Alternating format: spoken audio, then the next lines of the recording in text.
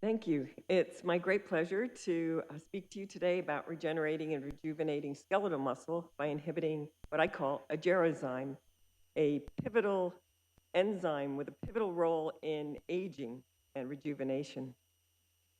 So here, depicted by one of my favorite painters, Gustav Klimt, are the three ages of woman. You have glowing babe, young, vibrant motherhood, and then decrepit aging. Does it really have to be that way? And shown here in an article in Nature a couple of years ago, we're living longer. Both men and women have a longer life expectancy. But these years are not years that have increased health. Our health span is not increasing. These are years spent with chronic disease. The goal of regenerative medicine is to increase health span, to increase the quality of life so that you can do all the things you would like to do even in old age, like running. The types of stem cells can be grouped into three. Embryonic stem cells and induced pluripotent stem cells are both capable of giving rise to all the cells of the body. They can differentiate into any cell type.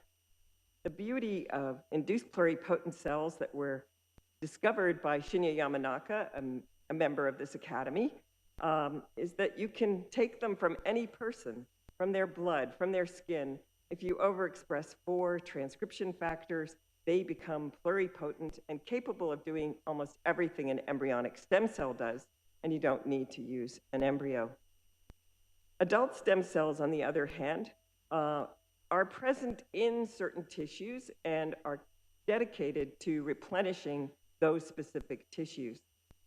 So examples of what embryonic stem cells and induced pluripotent stem cells are being used for, and the kinds of therapies that are being developed: age-related macular degeneration that affects maybe 10% of people over 75 and is associated with blindness. The goal is to replace the retinal pigment epithelium of the eye so that you have new photoreceptors and can see. Parkinson's disease, one can generate dopaminergic neurons from these pluripotent cells to correct this movement disorder. And diabetes, one can encapsulate cells that have now been converted to insulin-producing beta cells from the pluripotent cells and treat diabetes. For tissue-specific adult stem cells, the poster child is epidermolysis bullosa, which is a skin blistering disease. And children affected with this disease, which is due to a mutant protein like a laminin, have severe blistering throughout their lives and often spend their lives in hospital. And here in Modena, Italy, a child was treated with skin stem cells that were genetically engineered to make the missing protein, and he now plays soccer. Another example is the cornea. If you have a physical or chemical injury to the cornea, this can lead to blindness, but a transplant of limbal stem cells in a contact lens can rescue sight in the eye. And now I'm going to tell you about our work on muscle stem cells, dedicated stem cells within the muscle that repair damage. And muscle is central to everything you do in life, whether you're a dancer in the ballet, whether you're Rodin's thinker, you're using your diaphragm muscles to breathe. And if you're Steph Curry of the Golden State Warriors, you're using every muscle in your body to shoot those 3-pointers. But the loss of muscle with aging can be devastating, leading to severe loss of strength and mass. Humans lose 10% of muscle mass per decade after the age of 50. And 5% of people over 60 have devastating muscle wasting that impedes their function. 1/3 of people over 80 have sarcopenia. This sarcopenia, or loss of muscle mass and strength, is associated with increased frailty, the inability to perform daily tasks of living like walking or rising from a chair. It's associated with increased falls, and then people become dependent and are institutionalized, and they die early. So can muscle aging be halted or reversed? This is something that all of us would really like. And so I'm going to tell you now about one example, the discovery of a gerozyme in my lab. This is a pivotal molecular determinant of aging. Inhibition of the gerozyme increases stem cell function in regeneration and rejuvenates aged muscle tissue function. And it acts by enhancing the body's natural healing mechanism. So I'll describe this now in more detail. So we've taken two approaches to rejuvenating or increasing the function of aged muscles, and that is by targeting the stem cells. Those are the green balls that you see there, the muscle stem cells that are dedicated to repair muscle that spring into action when there's an injury, and then divide and make lots of stem cells that then fuse into the myofiber and replenish it. We're also targeting the mature muscle fiber itself. So in order to find out, So we were interested in finding a regulator that could increase function of the muscle, and we reasoned that something in this wave of inflammation that is the first step in muscle regeneration might be key. And we discovered prostaglandin E2, which is a metabolite that is generated from membrane phospholipids by a series of enzymes and then acts on the EP4 receptor. To determine how important this signaling pathway is to muscle stem cells, what we did was to eliminate the receptor, specifically in muscle stem cells, EP4, and then examine the strength of mice after an injury, and which requires regeneration, and the stem cells simply could not proliferate, and you got a decrease in strength, remarkable decrease if this pathway was eliminated. Similarly, if you block synthesis of the endogenous PGE2 that the body makes in response to injury, then you also see a loss in strength because the stem cells are not experiencing this signaling pathway and cannot expand and regenerate the tissue. And this was picked up by the New York Times. Bring on the exercise and hold the painkillers. No pain, no gain. And that's because when you do exercise, what you're doing is a little injury all the time. It's a good injury. It's beneficial. It builds your muscle, but it's also requires PGE2. So if you take ibuprofen after you run or work out to aid you in that little achiness, you're abrogating the good you did in building muscle.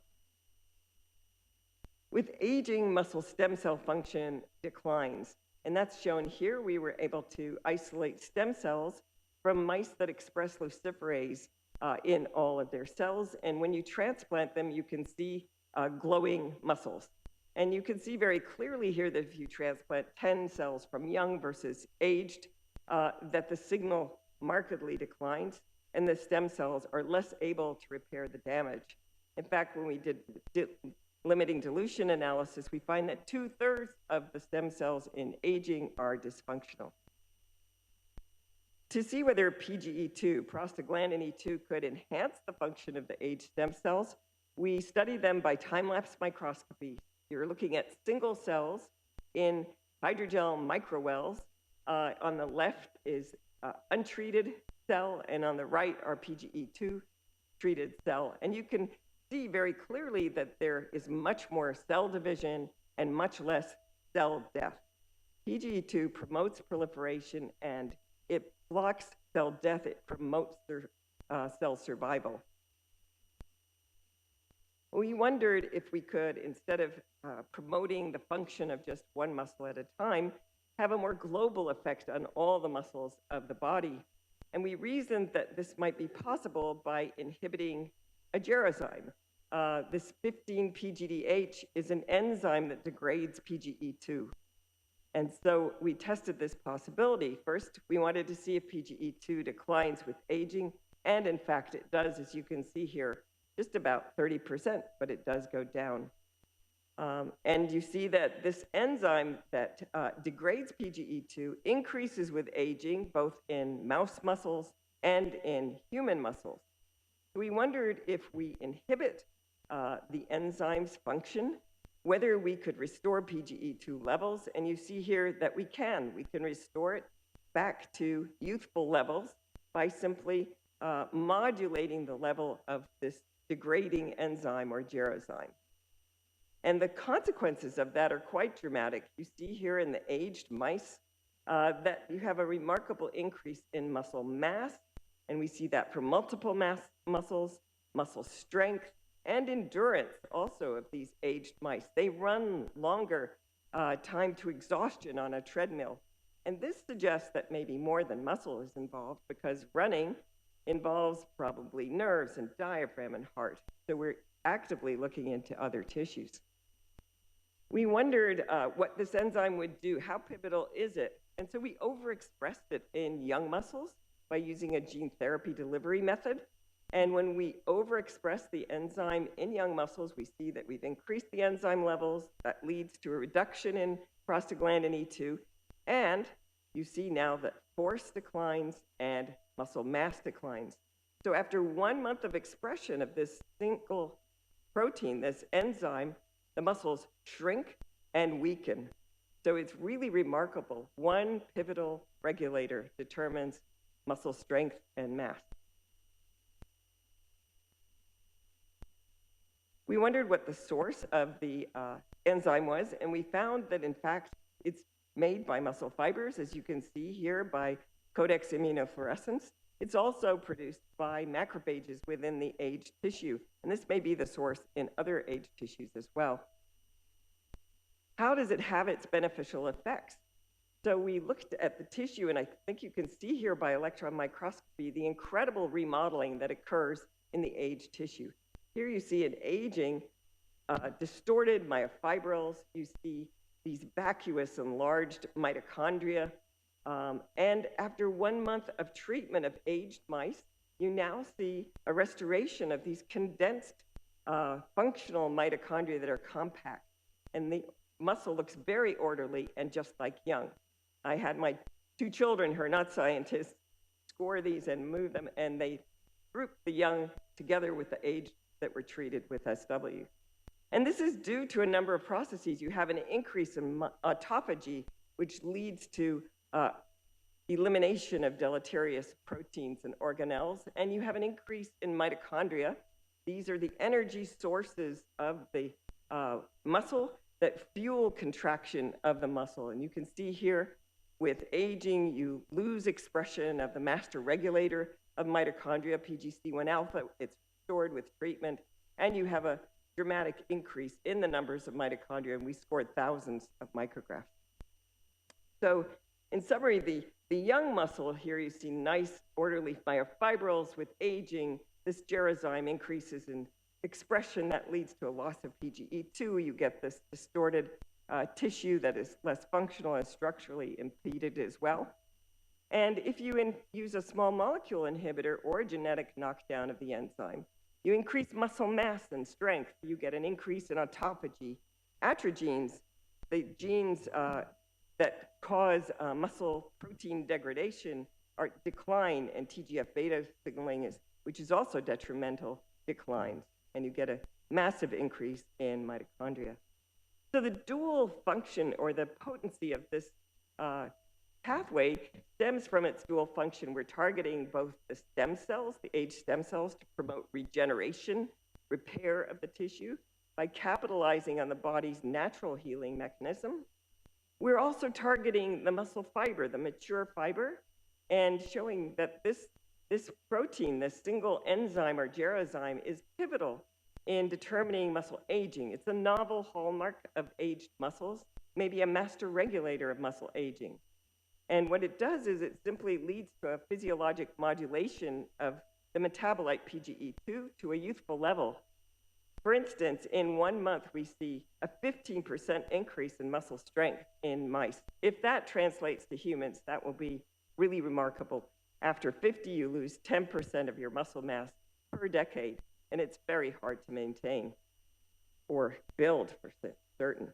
And so we view this as a potential therapeutic strategy that could be used to counter sarcopenia.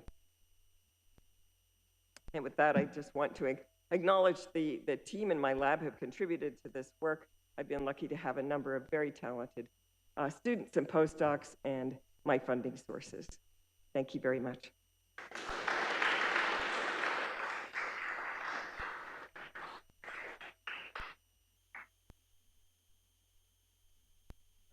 Salvador. Thank you very much for that very interesting presentation. It's funny how science develops, isn't it? In the beginning of the 1970s, we discovered that aspirin inhibits prostaglandin biosynthesis. And we spent the next 25 years showing that it was very good to inhibit prostaglandin E2 formation. And the next 25 years, now are people showing exactly the opposite. The question is, how do you put together your findings with the findings that suggest that actually in old age, there is a low inflammatory condition generalized, first, and second, that probably the production of prostaglandins in inflammatory microenvironment, specifically prostaglandin E2, creates a condition in which neoplastic transformation is allowed or is facilitated, which would be exactly the opposite to what you are suggesting. And the third one is in which way prostaglandin E2 actually participates in mitochondriogenesis. Very interesting questions. So first of all, I think it has to do with levels, and higher levels are usually associated with tumorigenicity. And I do think it's a surprise that in aging, where you have a low level of chronic inflammation, that this would have a beneficial effect. That surprised us. But it seems that just modulating it a bit has a very positive effect, both on the stem cells in regeneration and in restoring strength and promoting mitochondrial biogenesis. The way it acts is we know that cyclic AMP is the second messenger, and that there are CREB binding motifs on the mitochondrial genes, and that we're stimulating the synthesis of mitochondrial proteins and components.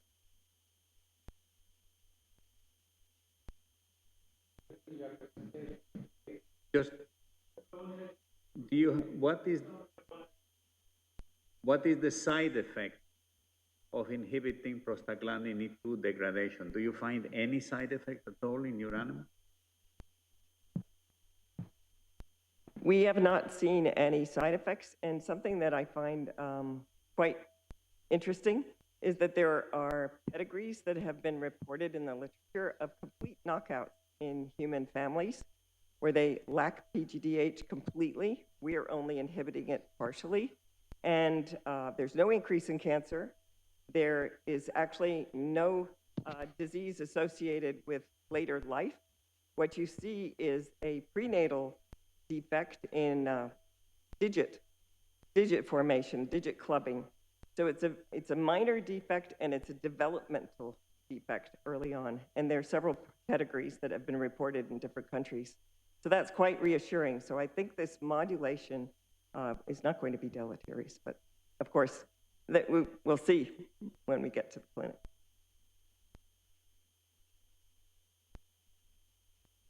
Okay, thank you.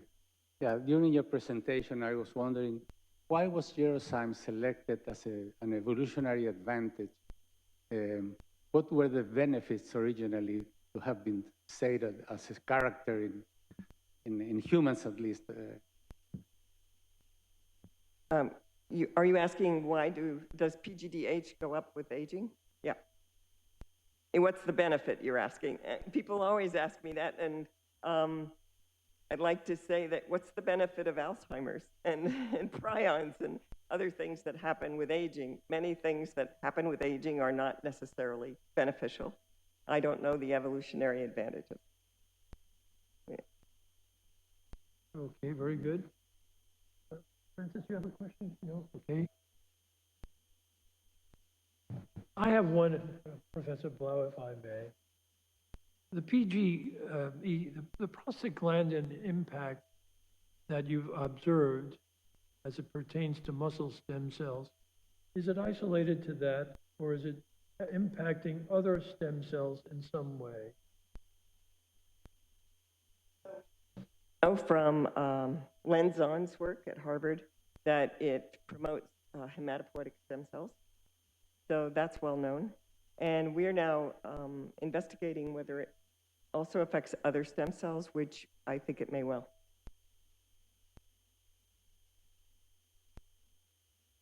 Yes, Helen, I think you touched on the right issue right at the end of your talk, because you said you're looking at these other different tissues. And I think some of the issues about the benefits and the defects of something like prostaglandin, where it affects stem cell proliferation.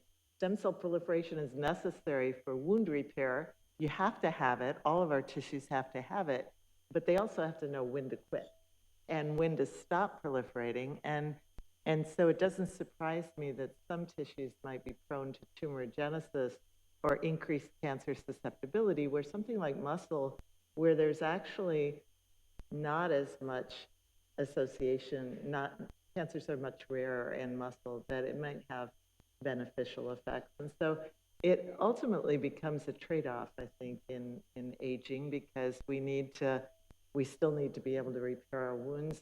We don't do as well later on in life. We need to have some stem cell self-renewal, but we also don't want to have an increase in cancer. So I think it's going to be a balance, but I think your work is going to be very, very interesting in sorting out sometimes what initially appears to be just a deficit and turns out, as you've beautifully shown, a benefit. That's a very good point.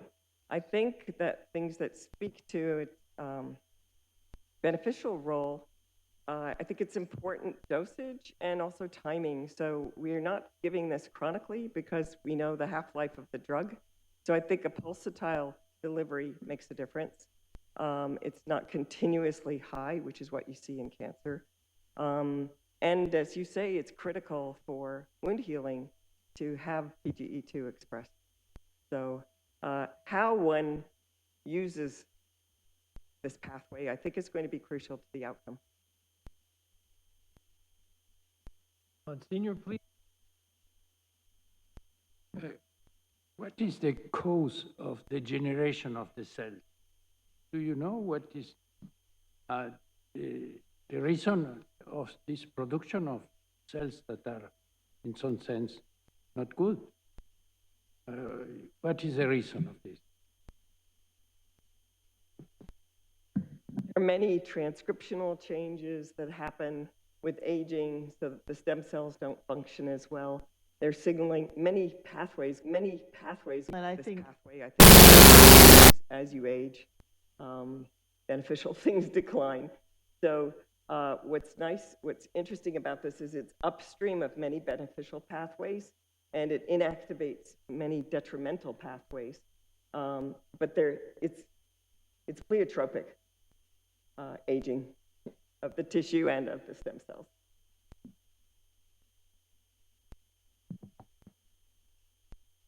Helen, thank you for your wonderful presentation. I want to mention the excellent workshop which you and Elaine had pulled off here a couple of months ago. And I want to reiterate a question which I asked at that workshop. If we look at human suffering in the billions of manual laborers at advanced age, so I'm not looking at the joggers and the exercise impaired aged people, but the typical pattern of aging manual laborers, for instance in farming, is an injury at age 50 or 60 from which recovery is not possible, muscle loss, and then the labor market discards them. This is a huge human issue. How to include them into your studies and action? I'm really glad you raised that, because the way I see the use of this drug primarily is not chronic use in aging to make people stronger. And so it's really for a temporary treatment after an injury, after immobilization, to help restore strength so that people can function.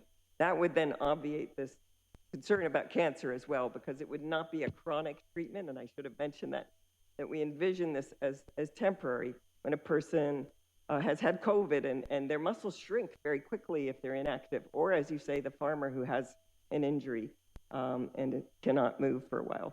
When you're older, atrophy is very quick and it's very hard to regain the muscle. So this is a way of regaining muscle without exercise, which really there are no drugs that do that. So if this turns out to be true in humans, it could have quite a big impact in helping restore people after something like that, that inactivates them for a temporary reason. So I would see that as or for instance, we see if we do cast immobilization of the arm, or the limb of the mouse anyway, we see a much faster recovery of strength if we give this drug temporarily.